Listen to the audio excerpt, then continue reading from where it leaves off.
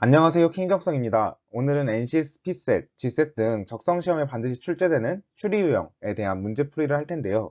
어떤 문제를 풀어볼까 하다가 올해 나온 2020년 5급 민간경력자 채용시험, 그러니까 보통 민경채라고 부르죠. 거기 언어논리에 나온 추리 문제가 좀 좋아가지고 그 네 문제를 한번 가져와 봤어요. 연속해서 논리 문제만 풀 거니까 댓글에 있는 블로그에 가셔서 미리 문제를 다운받아서 풀어보고 들으셔도 되고요. 아니면 잠깐 정지를 하시면서 꼭 풀고 들어주세요. 그럼 시작할게요. 네, 본격적으로 문제풀이에 들어가 보도록 할 텐데, 지금 이 문제 보여드릴 네 문제들은 2020년도 민경채에 기출되었던 논리 퀴즈 문제만 제가 뽑아가지고 와봤어요. 문제 난이도는 조금 쉬운 것부터 어려운 순서대로 최대한 구성을 해봤으니까 그냥 쭉 따라오시면 될 것 같아요. 12번부터 시작할게요. 다음 글의 내용이 참일 때 대책 회의에 참여하는 전문가의 최대 인원수는, 여기서 중요한 말은 최대 인원수겠죠. 그러니까 옆에다가 저는 최대 일단 적어주고요. 8명의 전문가 AH를 대상으로 코로나19 대책회의 참석 여부에 관해 조사한 결과 다음과 같은 정보를 얻었다. A, B, C 세 사람이 모두 참여하면 D나 E 가운데 적어도 한 사람은 참석한다 이렇게 됐죠. 기월을 해줘야겠죠. A, B, C 모두 참석하면 D나 E 가운데 적어도 한 명이니까 또는이겠죠. 이렇게 기월을 해주고요. 그 다음 C와 D 두 사람이 모두 참석하면 C와 D 모두 참석하면 F도 참석한다. 그 다음 E는 참석하지 않는다. 아주 중요하네요. 이렇게 단일 조건으로 바로 알려주는 게 가장 중요하거든요. 그러니까 E는 참석하지 않는다. 저한테 고마운 거죠. 그리고 F나 G 가운데 적어도 한 사람이 참석하면, 그러면 F 또는 G면 C와 E 두 사람도 참석한다. C and E. 그 다음 H가 참석하면, H면 F나 G 가운데 적어도 한 사람은 참석하지 않는다 라는 거니까 not F 또는 not G 이렇게 기호해 주시면 되겠죠. 그 다음에 이제 우리가 여기 있는 거 가지고 이제 뭐가 도출됐는지 찾아봐야 되는데 3, 4번 일단 보시면요. 여기서는 이가 아니라고 했는데 여기서 이가 된다 그러네요. 여기 G 후건이 전체가 거짓이 되는 거죠. 이런 경우가 저번에 저희가 배웠던 후건 분형식을 활용하면 돼요. 그러니까 여기가 F면 여기도 F다 라고 해서, 그러면 여기서 이게 F면요.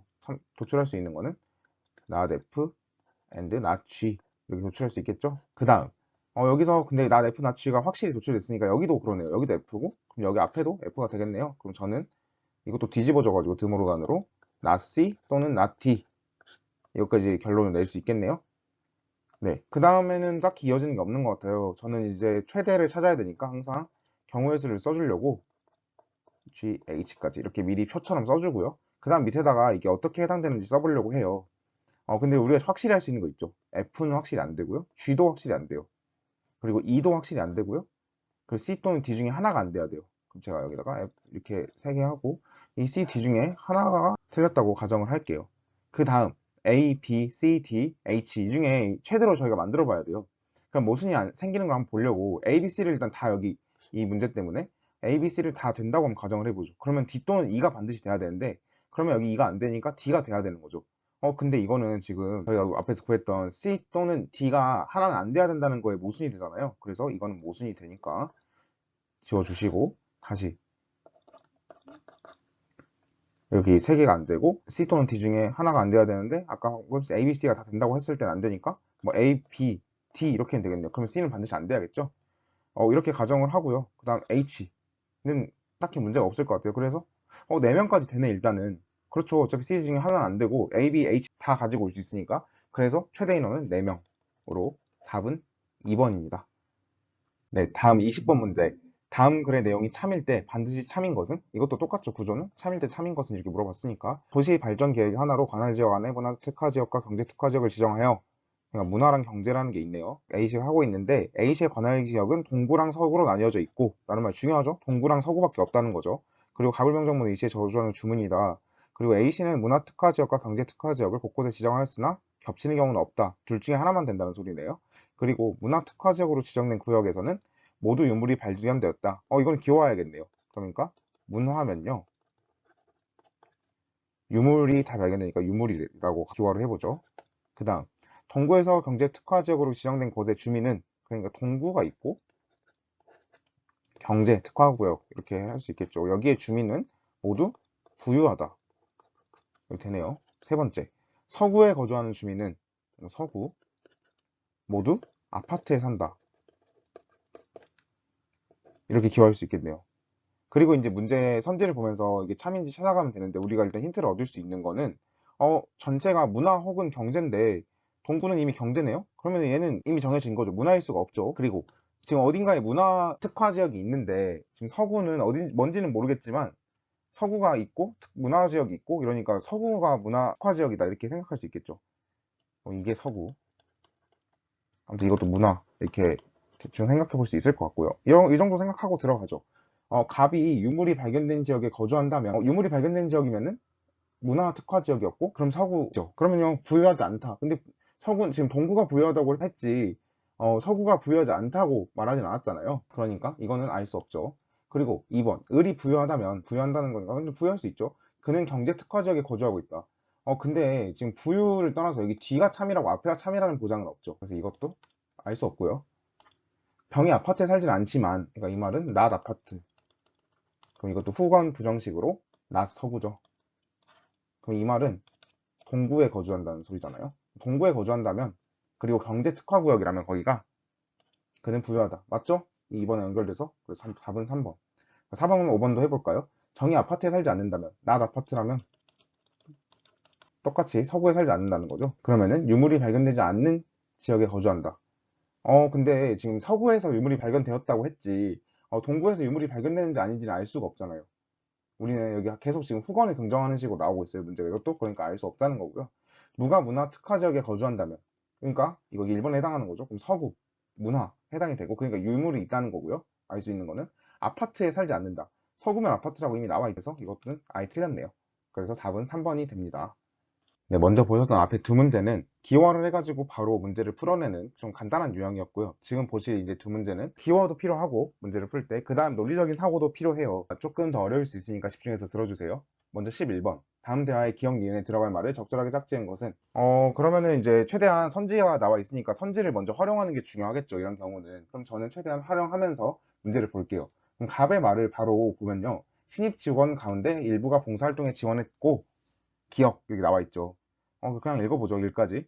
지금 하신 말씀에 따르자면 제 판단으로는 학예 연수에 참여하지 않은 사람 중에 신입 직원이 있다는 결론이 나오는군요. 이랬잖아요. 그러면 지금 을이 갑이 한 말을 듣고 학예 연수에 참여하지 않은 사람들 그러면 not 학예라고 기화를 하고요.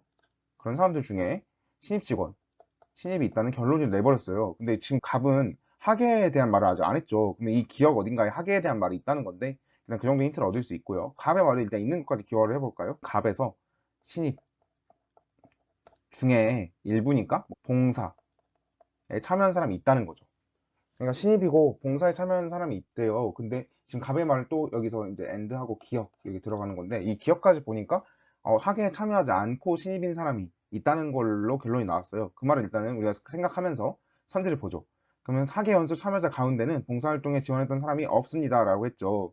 그러니까 학예면요 전부 다 낙봉사라고 우리가 기호할 수 있어요. 학예에 참여하면 전부 다 봉사를 하지 않는다. 좋네요. 그 다음 2번도 똑같고 3번 학예 연수 참여자는 모두 봉사활동에 지원했던 사람입니다. 이거는 또 반대로 학예면은 봉사다 나올 수 있고 그리고 네 번째 학예 연수 참여자 가운데 봉사활동에도 지원했던 사람이 있습니다. 그러니까 학예에도 참여하고 봉사에도 참여한 사람이 있다 라고 기호할 수 있겠죠. 이 셋 중에 하나인데 그냥 저 같으면 이걸 이제 논리적으로 뭐 생각해도 되는데 적어도 그냥 넣어볼 것 같아요. 바로 1번 한번 넣어볼까요? 그러면은 여기 기억 자리에 이거 1번을 넣으면 신입이고 봉사하고 학예에 참여했다고 하면 이게 모순이 생겨버리죠. 왜냐면 여기가 봉사를 참여했다 그랬으니까 학예를 참여하면 봉사를 참여하지 않으니까 그러면 봉사가 있으면은 이게 F가 되고 그러면 이게 F가 될 테니까 결론은 not 학예 이렇게 도출이 되겠죠. 그러면 1번은 일단 정합하네요. 저기 기억 자리에. 근데 뭐 다른 것도 맞을 수도 있거든요. 이런 경우는. 그 다음 보죠.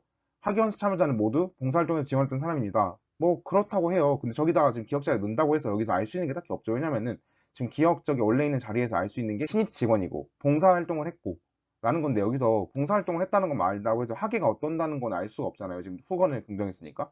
그러니까 3번은 들어갈 수가 없어요. 그 다음 4번. 4번은 학예연수 참여자 가운데 봉사활동 지원 이건 건데 근데 봉사가 이것도 똑같이 봉사가 참이라고 해서 을이 말한 것처럼 학예를 참여하지 않았다. 이걸 알 수 있는 건 아니죠. 그래서 4번, 5번도 틀리게 되는 거죠. 그럼 이제 답은 우리가 니은에서 1, 2번만 찾으면 되는데 그 다음 보죠. 판단한 게 정확히 맞습니다. 한 다음에 갑자기 다시 말하죠. 신입 직원 가운데 일부가 봉사활동에 지원했다는 것은 맞는데 그 말은 신입이고 봉사는 맞는데 그 다음에 틀렸다는 거죠. 봉사활동 지원자는 전부 학예연수에도 참여했다고 말씀드려야 했습니다. 이러니까 하나가 있고 봉사는 학예. 지금 이 두 가지 말을 한 거죠, 갑은. 그리고 을이 그러면 다른 결론을 낸단 말이에요. 그럼 우리가 이 두 개 가지고 하나 알 수 있는 걸 찾아봐야 돼요. 바로 알 수 있을 것 같은데 신입 직원 가운데 학예연수 참여자가 있다. 이거 맞겠죠? 왜냐면요. 신입이고 봉사인데 봉사하면 학에 참여하니까 어떤 그 봉사활동에 참여했던 신입은 전부 다 학예연수에 참여하겠죠. 그러니까 1번은 맞는 선지가 되고요. 니은 그럼 밑에 거 보죠. 2번. 신입 직원 가운데 학예연수 참여자는 한 명도 없다. 이건 말이 안 되죠. 신입이고 봉사에 참여한 사람이 있는데 그리고 봉사활동에 참여하면 학예연수에 참여하는데 학예연수에 참여자는 한 명도 없다는 말이 모순이니까 2번은 틀리죠. 그래서 답은 1번이 됩니다. 아마 지금 제가 설명하는 모든 유형들이 저번 기본기 특강에서 제가 말씀드렸던 그 논리 퀴즈의 기본 공식, 그리고 기호하는 방식, 이런 게 다 적용되고 있다 보니까 그걸 정확히 아직 숙지를 못하고 계시면 너무 빠르다, 아니면 무슨 말인지 모르겠다고 생각하실 수도 있어요.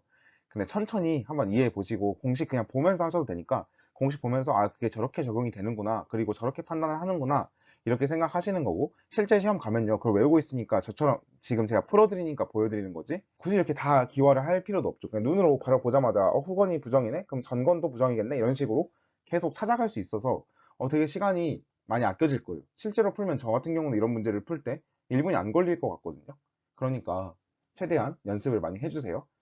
다음 글의 내용이 참일 때 반드시 참인 것을 고르면 이라는 거죠. 이것도 반드시 참 유형인데, 근데 처음에 시작할 때 A, B, C, D는 스키, 봅슬레이, 컬링, 쇼트트랙, 아이스하키 각자 한 종목이라는 말이 있죠. 그리고 뭐 이 뒤에는 일단 지역 이야기하는 거니까 냅두고요. 5명의 관람 종목에 대한 조건은 다음과 같다 하면서 서로 다른 종목을 관람한다고 했어요.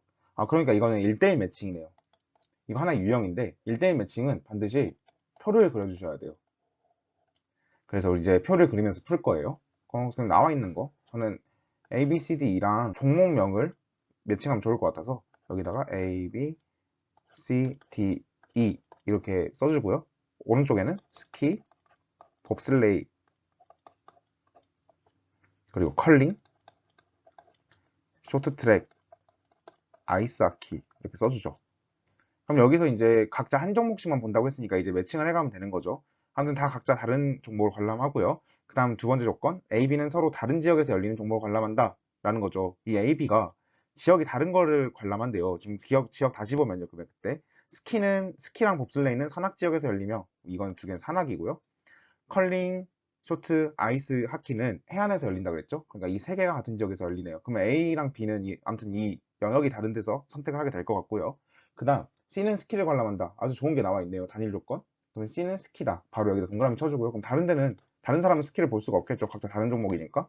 그럼 C도 스키를 보면은 다른 걸 볼 수가 없고요. 한 종목씩만 보니까. 그 다음 B가 쇼트트랙을 관람하면 B가 봅슬레이를 관람한다. 이건 조건문이니까 일단 기호를 해줄게요. 그럼 B가 쇼트면요, D가 봅스를 본다고 그랬고요. E가 쇼트트랙이나 아이스하키를 관람하면 E가 쇼트나 아이스를 관람하면요, A는 봅스를 관람한대요. 이렇게 기호할 수 있겠네요.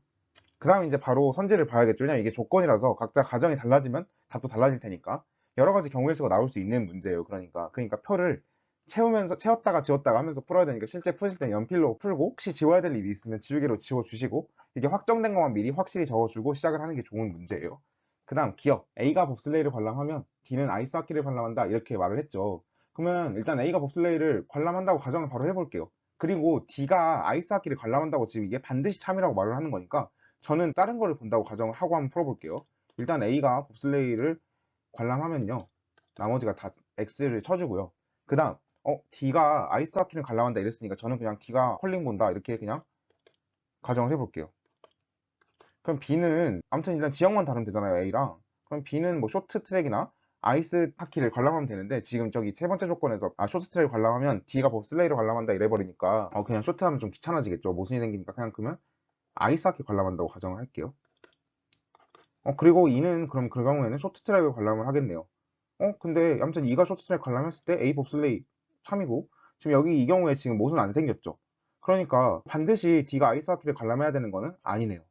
지금 저는 기억을 발레 찾는 방법을 통해서 풀었어요. 그 다음 이제 이 표를 사용했으니까 다시 비워주시고, 니은 B는 쇼트트랙을 관람하지 않는다 이랬으니까 그냥 B가 쇼트트랙 아니다 라고 가정을 하던지, 근데 이 경우는 관람한다고 가정하는 게 좋겠죠. 반대로 이것도 발레를 찾는 건데 그냥 나는 B가 쇼트트랙 관람한다고 해볼래 라고 하고 다른 거를 채워보죠. B가 쇼트트랙을 관람하면요, 지역이 달라야 되니까 A는 반드시 봅슬레이를 관람해야 되는 거죠. 지금 이 경우밖에 없죠.